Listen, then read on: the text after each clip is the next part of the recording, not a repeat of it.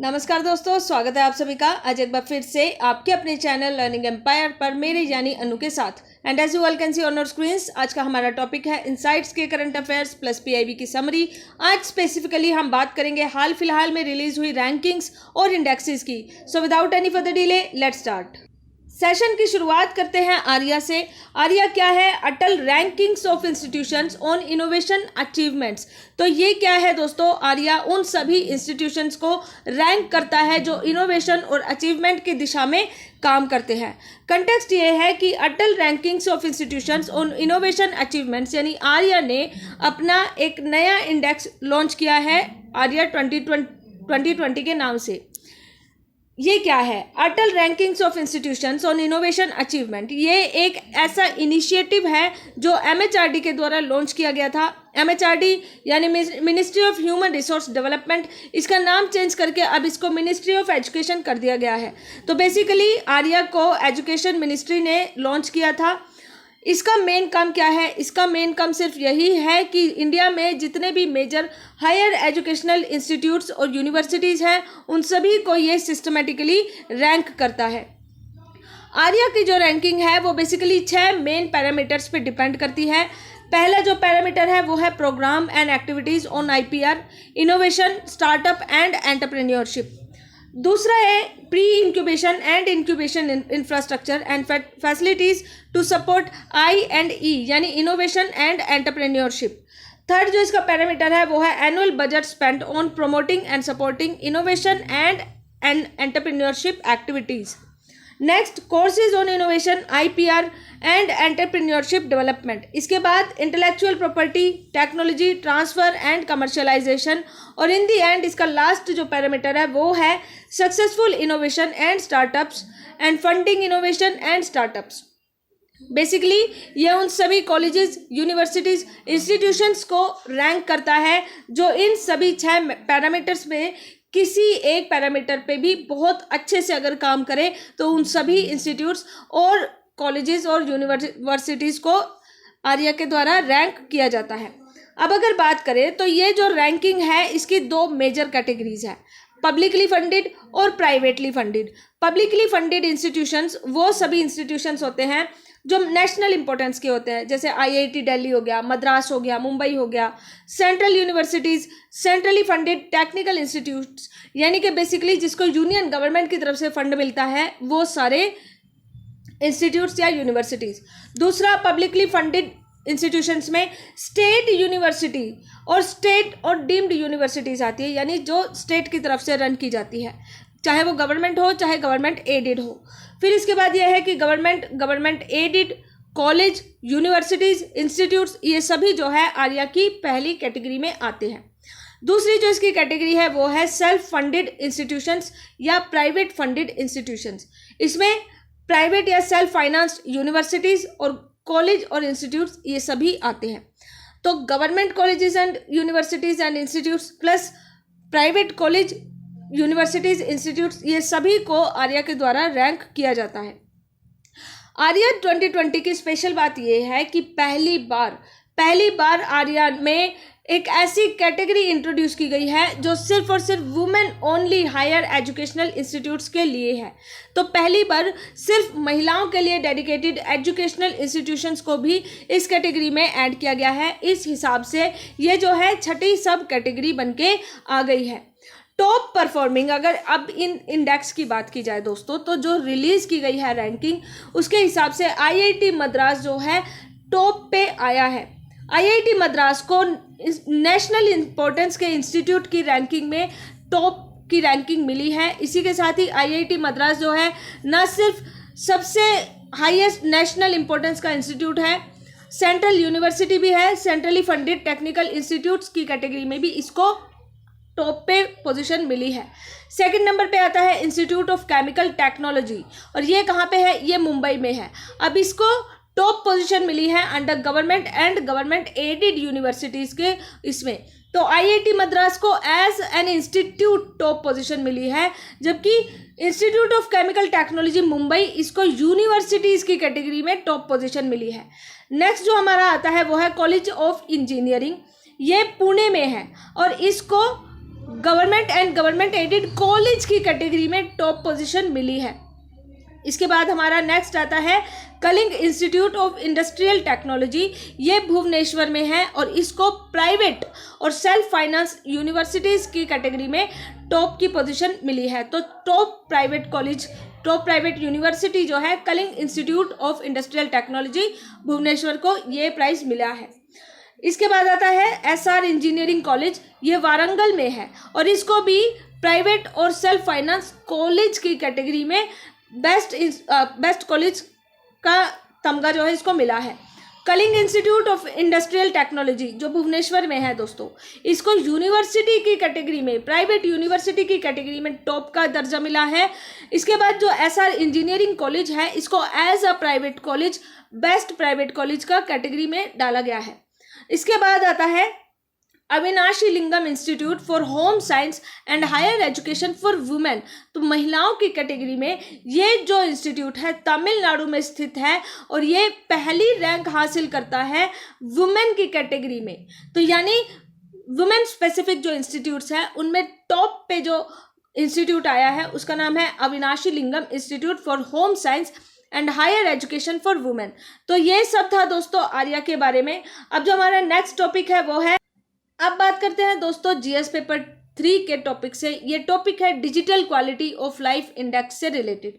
हाल ही में 2020 का ये इंडेक्स लॉन्च किया गया है और इस इंडेक्स में कई सारी कंट्रीज को कई सारे पैरामीटर्स के अकॉर्डिंग रैंक किया गया है। ये जो इंडेक्स है यानी digital quality of life index 2020, ये लॉन्च किया गया है ब्रिटिश में आधारित वर्जिन आइलैंड्स में एक वीपीएन नेटवर्क प्रोवाइडर है, इसका नाम है सर्फशार्क और इसी के द्वारा ये इंडेक्स जो है लॉन्च किया गया है। वीपीएन की फुल फॉर्म होती है वर्चुअल प्राइवेट नेटवर्क। तो ये वीपीएन प्रोवाइडर जो ब्रिटिश के वर्जिन आइलैंड में बेस्ड है, इसका नाम है सर्फशार्क और इसके द्वारा ये लाइफ इंडेक्स जो है जारी किया गया है।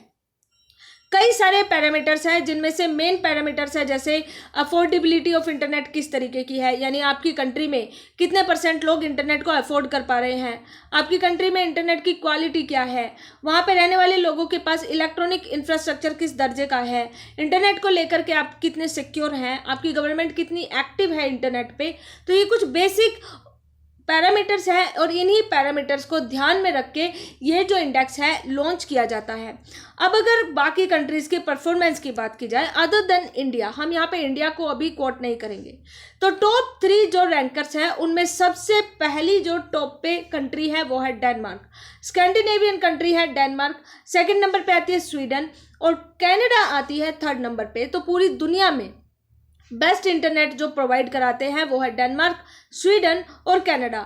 इजराइल के बारे में दोस्तों ये है कि इजराइल में सबसे ज़्यादा सस्ता इंटरनेट प्रोवाइड करवाया जाता है। अब सवाल ये है कि भैया आपको कैसे पता कि किस कंट्री में सबसे ज़्यादा सस्ता इंटरनेट है। तो ये उस तरीके से डिसाइड होता है कि एक व्यक्ति को इंटरनेट को अफोर्ड करने के लिए कितने समय काम करना पड़ेगा। तो काम के घंटों को ध्यान में रख के ये डिसाइड किया जाता है कि कौन सी कंट्री में सबसे सस्ता इंटरनेट है और कौन सी कंट्री में नहीं है। और इसी पैरामीटर पे इजराइल खरा उतरा है, इसलिए इजराइल इस चीपेस्ट इंटरनेट की कैटेगरी में टॉप पे आया है। ग्लोबल एवरेज जो है दोस्तों, काम करने के जो ग्लोबल एवरेज आवर्स हैं, उन आवर्स में 75% लोग ऐसे हैं जो इंटरनेट को अफोर्ड करने के लिए इस ग्लोबल एवरेज आवर्स से ज़्यादा टाइम करते हैं। तो इसी दिशा में अगर देखा जाए तो इजराइल जो है बेस्ट कंट्री है जहाँ पे चीपेस्ट इंटरनेट आपको मिलेगा। नेक्स्ट आता है ई गवर्नमेंट इंडिकेटर पे। अब ये जो इंडिकेटर है ये किस तरीके से डिसाइड किया जाता है, तो पहली बात तो ये है कि वो चेक करते हैं कि आपकी सरकार की ऑनलाइन प्रेजेंस किस हद तक है। दूसरा यह है कि आपकी देश की सरकार किस हद तक तैयार है आर्टिफिशियल इंटेलिजेंस टेक्नोलॉजी को एम्प्लॉय करने के लिए। तीसरा यह है कि आपकी सरकार किस हद तक तैयार है कि वो ब्यूरोक्रेसी को मिनिमाइज कर सके, करप्शन को रिड्यूस कर सके, ट्रांसपेरेंसी को इंक्रीज कर सके। तो इन सभी सवालों का जवाब अगर मिल जाए तो उसी जवाब के आधार पर तैयार किया जाता है ई गवर्नमेंट इंडिकेटर, और इस इंडिकेटर के हिसाब से सिंगापुर, यूके और यूएस इस कैटेगरी में बेस्ट परफॉर्मर साबित हुए हैं। इसके बाद आता है the most secure internet providers. तो इसमें आते हैं यूके, फ्रांस और लिथुआनिया। दोस्तों यहाँ पे साइबर सिक्योरिटी का बहुत ज़्यादा आपको सिक्योरिटी प्रोवाइड कराई जाएगी। इसी के साथ ही आपका पर्सनल डाटा जो है उसकी प्रोटेक्शन की गारंटी सीधा सीधा गवर्नमेंट के द्वारा ली जाती है। इसके बाद आता है बेस्ट इंटरनेट क्वालिटी। तो इंटरनेट की क्वालिटी सिंगापुर, स्वीडन और नीदरलैंड में सबसे बेस्ट है। इसके बाद जो लास्ट है वो है ई इंफ्रास्ट्रक्चर यानी इलेक्ट्रॉनिक इंफ्रास्ट्रक्चर। इसमें यूएई, स्वीडन और डेनमार्क सबसे ज़्यादा डेवलप्ड है। तो दोस्तों ये सब तो थी अदर देन इंडिया की बात। अब अगर बात करें इंडिया की, तो इंडिया की जो परफॉर्मेंस है दोस्तों वो कुछ इस हिसाब से है कि इंडिया जो है नोवा इंटरनेट अफोर्डेबिलिटी इंडिकेटर पे हासिल किया है इसने स्थान, और ई गवर्नमेंट के मामले में इंडिया को 15वां स्थान हासिल हुआ है। तो टोटल 85 कंट्रीज पे ये रैंक जो है दी गई है, और इन सभी कंट्रीज में से इंडिया को इंटरनेट अफोर्डेबिलिटी के मामले में 9वां स्थान हासिल हुआ है और ई गवर्नमेंट के मामले में 15वां स्थान हासिल हुआ है। अगर ओवरऑल रैंक की बात की जाए तो इंडिया को 57th रैंक दी गई है। इंटरनेट कॉस्ट के मामले में यहाँ पर थोड़ी सी अच्छी न्यूज़ है, वो न्यूज़ ये है कि बाकी कंट्रीज़ के कंपैरिजन में इंडिया ने बेस्ट परफॉर्म किया है, और ये जो बेस्ट परफॉर्मेंस है यूके, यूएस, चाइना के कंपैरिजन में भी काफ़ी अच्छी है। ई गवर्नमेंट इंडिकेटर के लिहाज से इंडिया को 15वीं पोजीशन मिली है, यानी कि अभी भी इंडियन गवर्नमेंट की ऑनलाइन प्रेजेंस होना बहुत ज़्यादा ज़रूरी है। और ये जो 15वीं पोजीशन है, इंडिया नीदरलैंड, चाइना और बेल्जियम जैसे देशों से खुद को आगे बरकरार रखे हुए है।